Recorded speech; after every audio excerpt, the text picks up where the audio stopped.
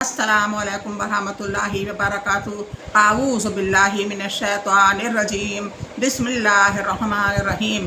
رب اشرح لی صدری ویسر لی امری واحلل عقدۃ من لسانی یفقہوا قولی۔ اللہ تعالیٰ تو میرا سینہ کھول دے، میرے لیے میرا کام آسان کر دے، میری زبان کی گرہ کھول دے تاکہ لوگ میری بات سمجھ پائیں۔ اللہم صلی علی محمد وعلی آل محمد۔ درس کا 32واں لیسن ہے حضرت موسیٰ علیہ السلام کو تورات ملنا۔ اسلامی تاریخ۔ اللہ تعالیٰ نے 4 مشہور آسمانی کتابوں میں سے تورات حضرت موسیٰ علیہ السلام کو بنی اسرائیل کی ہدایت کے لیے عطا فرمائی۔ ان کی قوم نے اس پر عمل نہ کرنے کے ہیلہ بازی شروع کر دی۔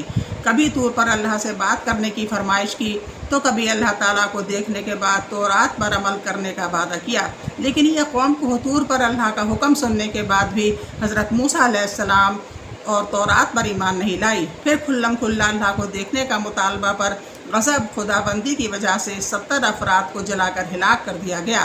اس کے بعد حضرت موسیٰ علیہ السلام کی دعا پر دوبارہ زندہ کیا اور ان کے سروں پر طور پہاڑ کو بلند کر کے تورات پر عمل کرنے کا وعدہ لیا گیا۔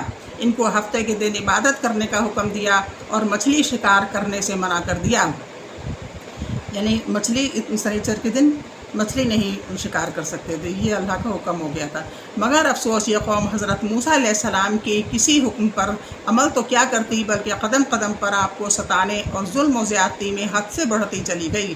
بالآخر حضرت موسیٰ علیہ السلام بنی اسرائیل کی تکلیفوں پر صبر اور ان کی ہدایت و اصلاح کی کوشش کرتے ہوئے 120 سال کی عمر میں وفات پا گئے اور فلسطین کے مقام اریحا میں سرخ ٹیلے کے قریب دفن کیے گئے۔ حضرت ہارون علیہ السلام حضرت موسیٰ علیہ السلام کے حقیقی بھائی تھے اور ان سے 3 سال بڑے تھے۔ جس وقت اللہ تعالیٰ نے حضرت موسیٰ علیہ السلام کو نبوت عطا کی اور حکم دیا کہ فرعون کے پاس جاؤ اور اسے دین حق کی دعوت دو، اس نے بڑا ظلم کر رکھا ہے، اسی وقت حضرت موسیٰ علیہ السلام نے حضرت ہارون علیہ السلام کی فصاحت و بلاغت اور قوت بیانی کو دیکھ کر ان کی نبوت کے لیے اللہ سے دعا فرمائی۔ اللہ تعالیٰ نے حضرت موسیٰ علیہ السلام کی دعا قبول فرمائی اور ہارون علیہ السلام کو بھی نبوت عطا فرمائی۔ دونوں نے فرعون کو دین کی دعوت دی اور بنی اسرائیل کو فرعون کے ظلم و ستم سے نجات دلائی۔ جب حضرت موسیٰ علیہ السلام اپنے بھائی حضرت ہارون علیہ السلام کو اپنا خلیفہ بنا کر کوہ طور پر اللہ تعالیٰ سے بات چیت کے لیے تشریف لے گئے تھے تو بنی اسرائیل نے سامری جادوگر کے بہکاوے میں آ کر بچڑے کی پوجا شروع کر دی۔ حضرت موسیٰ علیہ السلام جب واپس آئے تو حضرت ہارون علیہ السلام پر سخت ناراض ہوئے۔ حضرت ہارون علیہ السلام نے اپنا عذر بیان کرتے ہوئے کہا، میں نے قوم کو بہت سمجھایا مگر سمجھنے کے بجائے قوم مجھے قتل کرنے پر آمادہ ہو گئی۔ حضرت ہارون علیہ السلام شروع سے ہی حضرت موسیٰ علیہ السلام کے ساتھ مل کر بنی اسرائیل کو سیدھے راستے پر لانے کی کوشش کرتے رہے۔ انہوں نے حضرت موسیٰ علیہ السلام سے 3 سال پہلے انتقال فرمایا۔ جنگ بدر میں فرشتوں کی شرکت۔ حضور صلی اللہ علیہ وآلہ وسلم کا معجزہ۔ جنگ بدر کے دن ایک انصاری صحابی ایک مشرک کے پیچھے دوڑ رہے تھے۔ اچانک اس انصاری نے کوڑے مارنے کی آواز سنی اور ایک گھوڑ سوار کی آواز بھی سنی۔ وہ کہہ رہا تھا، آگے بڑھو۔ اس انصاری نے اپنے آگے دیکھا تو وہ مشرک چت پڑا ہوا تھا اور اس کی ناک اور منہ پھٹ چکے تھے۔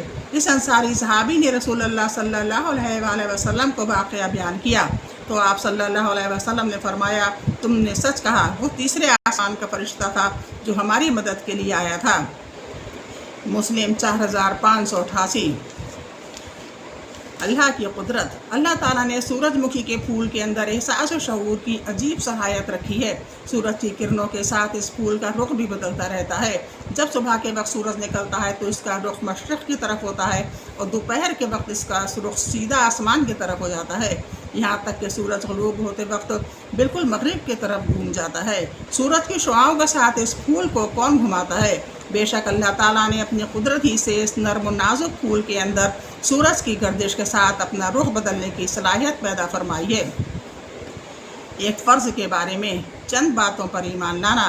رسول اللہ صلی اللہ علیہ وآلہ وسلم نے فرمایا، जब तक कोई बंदा इन 4 बातों पर ईमान न लाए मोमिन नहीं हो सकता। नंबर 1, इस बात की गवाही दे कि अल्लाह के अलावा कोई इबादत के लायक नहीं। नंबर 2, इसकी भी गवाही दे कि मैं अल्लाह का रसूल हूँ, इसने मुझे हक़ के साथ भेजा है। नंबर 3, मरने और फिर दोबारा ज़िंदा होने का यकीन रखे। नंबर 4, तकदीर पर ईमान लाए। तिरंदी 2145। रसूल अल्लाह सल्लल्लाहु अलैहि वसल्लम ने फरमाया, जो शख्स पाँचों फ़र्ज़ नमाज़ों को पाबंदी से पढ़ता है वो अल्लाह ताला की इबादत से गाफिल रहने वालों में शुमार नहीं होता। इब्न खज़ीमा 1079। एक सुन्नत के बारे में रसूल अल्लाह सल्लल्लाहु अलैहि वसल्लम ने फरमाया, जब तुम रात में कुत्तों की आवाज़ें और गधों की चीख सुनो तो औज़ु बिल्लाहि मिनश शैतानिर रजीम पढ़ लो, इसलिए कि ये शैतानों को देखते हैं जिन्हें तुम नहीं देख सकते। 5103 अबू दाऊद। हज़रत अब्दुल्ला बिन ज़ैद रज़ी अल्लाह अन्हु बयान करते हैं कि रसूल अल्लाह सल्लल्लाहु अलैहि वसल्लम ने दोनों हाथों से सर का मसा किया। फरमाया, बुखारी 185। एक अहम अमल की फजीलत। रसूल अल्लाह सल्लल्लाहु अलैहि वसल्लम ने फरमाया, जो शख्स सच्ची तलब के साथ अल्लाह ताला से शहादत की मौत मांगता है तो अल्लाह ताला इसे शोहदा के दर्जे तक पहुंचा देता है, चाहे वो अपने बिस्तर ही पर मरा हो। मुस्तरक 2412। रसूल अल्लाह सल्लल्लाहु अलैहि वसल्लम ने फरमाया, जिसने किसी को दूध वाली बकरी या रुपए कर्ज दिए या रास्ता बता दिया तो इसे ग़ुलाम आज़ाद करने का सवाब मिलता है।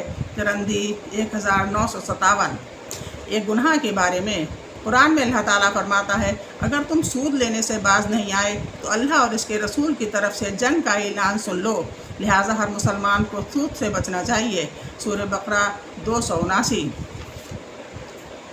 रसूल अल्लाह सल्लल्लाहु अलैहि वसल्लम ने फरमाया, जिसने अजनबी औरत से मुसाफा किया तो क़यामत के दिन वो इस हालत में आएगा कि इसके दोनों हाथ इसकी गर्दन से जकड़े हुए होंगे और फिर इसके हक़ में जहन्नम का फ़ैसला होगा।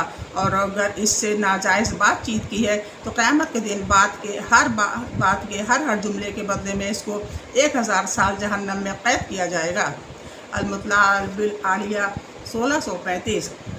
दुनिया के बारे में रसूल अल्लाह सल्लल्लाहु अलैहि वसल्लम एक मरतबा एक गुंबद वाली इमारत के पास से गुजरे तो फरमाया, ये किसने बनाया है? लोगों ने बताया कि फ़लाँ शख्स ने। तो फरमाया, क़यामत के दिन मस्जिद के अलावा हर इमारत के लिए बवाल होगी। शोबल ईमान 10303। कुरान में अल्लाह ताला फरमाता है, जो शख्स अपने नेक अमाल के बदले दुनियावी ज़िंदगी और इसकी रौनक चाहेगा तो हम इन लोगों को इनके अमाल का बदला दुनिया ही में दे देंगे और इनके लिए दुनिया में कोई कमी नहीं होगी। यही लोग हैं जिनके लिए आखिरत में सिर्फ़ और सिर्फ जहन्नम है और उन्होंने जो कुछ दुनिया में किया था वो सब आखिरत में बेकार साबित होगा। सूरह हूद 15-16। आखिरत के बारे में रसूल अल्लाह सल्लल्लाहु अलैहि वसल्लम ने फरमाया, जहन्नम में दोज़खियों को इतना मोटा कर दिया जाएगा कि इनमें से हर एक काफिर की एक कान की लौ और इसके कंधे के दरमियान 7 साल चलने का फासला होगा। इसके चमड़े की मोटाई 70 हाथ के बराबर होगी और उसकी एक दाढ़ अहद पहाड़ के बराबर होगी। मसंद अहमद 4785। कुरान में अल्लाह ताला फरमाता है, जो लोग नेक बख्त होंगे वो हमेशा जन्नत में रहेंगे। सूरह हूद 108। तिब नब्बी से इलाज। हज़रत आयशा रज़ी अल्लाह अन्हा फरमाती हैं कि रसूल अल्लाह सल्लल्लाहु अलैहि वसल्लम के घर वालों में से जब किसी को बुखार आता तो आप सल्लल्लाहु अलैहि वसल्लम हरीरा इस्तेमाल करने का हुक्म देते। फरमाते कि ये रंजीदा आदमी के दिल को क़ुव्वत देता है और बीमार के दिल से रंज गम इस तरह दूर कर देता है जिस तरह तुम पानी से अपने चेहरे के मैल कुचैल को दूर करते हो। इब्ने माजा 3445। फ़ायदा, जौ के आटे को भूनकर इसमें घी, मेवे और शक्कर डालकर पकाया जाता है जिसको हरीरा कहते हैं। कुरान की नसीहत। कुरान में अल्लाह ताला फरमाता है, मुझको तुम नेमतों पर याद करो, मैं तुमको याद रखूँगा और मेरे एहसानात का शुक्रिया अदा करते रहो और मेरी नाफरमानी ना किया करो। सूरह बकरा 152।